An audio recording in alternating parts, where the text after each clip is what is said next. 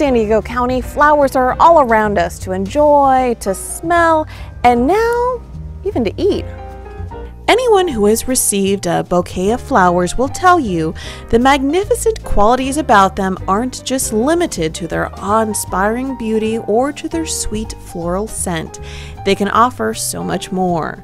Just ask John Clemens, a flower farmer for more than 20 years now.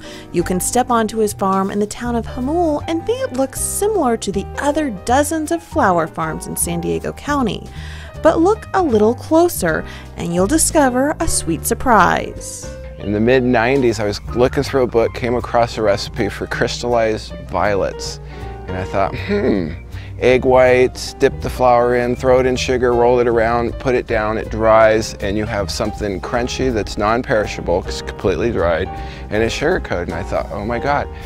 Cold food aside, they could use them on desserts. I've got to figure out how to do this. Imagine your favorite flowers turned into sugary tastes of heaven.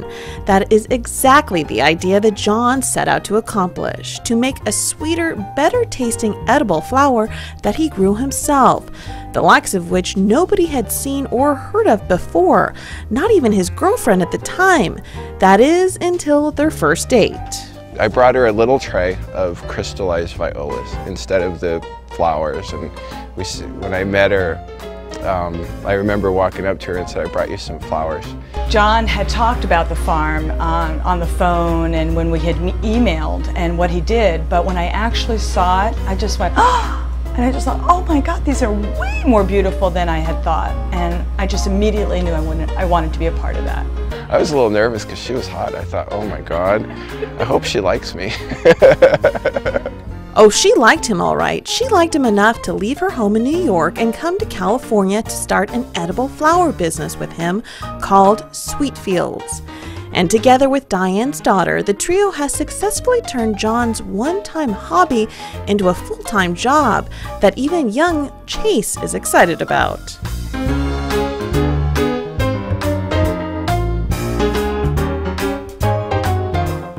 Chase roams the hills, he collects all the rocks, he picks the flowers, and he screams no from every greenhouse.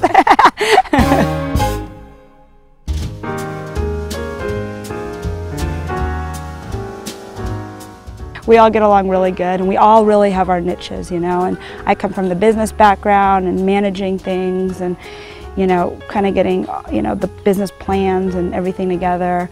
My mom is really kind of the rah-rah customer service, get out there, you know, mingle with our customers, and then John, this is John. So the farm, the production.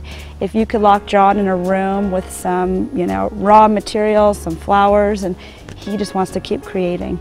And creating new edible ventures for his flowers is something John has no problem doing on his 33-acre farm, which acts like a canvas for this artist to go to work. All of the flowers here are grown organically inside greenhouses with nothing but sun, water, and soil helping them grow.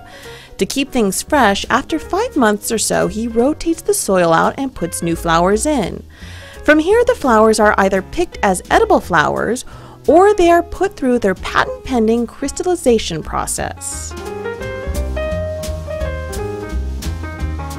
The flowers are put into a special solution that contains alcohol, which creates a barrier on the flower. From here, they are put in a salad spinner and placed on a rack to dry. Then they are sprayed with a strawberry-scented spray and dusted with sugar. And by crystallizing them, the flowers are perfectly preserved and non-perishable. You know, we have violas, pansies, snapdragons, mini roses, rose petals. Then you take all 5 flower varieties, and we have 4 patent-pending finishes. So you can get any flower with any finish. Creating edible masterpieces is something Karen Crosney knows a thing or two about. She opened up her extraordinary desserts business in downtown San Diego in 1988 to rave reviews and hasn't looked back since. She has built a reputation on making delicacies that are in fact anything but ordinary, and the exquisite flowers that Sweetfields are producing are a natural fit for this dessert diva. It was very much in a long time ago to start putting them on wedding cakes, and so that was our spin with it. And then every year or so we sort of develop another dessert that whether it's for Valentine's or during the holidays or something where we can use one of their products because it really enhances our product. So we take the beauty of our chocolate or our fruits and we take natural flowers, and then by adding on a sugared flower, just the whole piece at that point takes a step up and becomes almost more of a gift item to someone rather than just a dessert. And the customers keep on coming.